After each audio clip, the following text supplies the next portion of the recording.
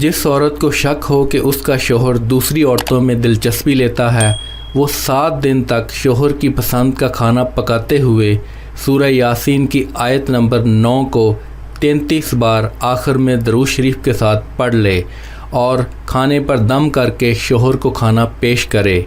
इंशाअल्लाह खावंद के दिल में बीवी की मोहब्बत घर कर जाएगी और वो अपनी बीवी के अलावा दूसरी औरत का नाम न लेगा।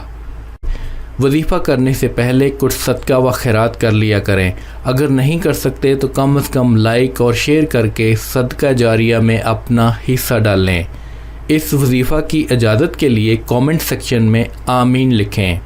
जिसने वजीफ़ा के लिए कमेंट कर दिया है उन सब को इजाज़त है।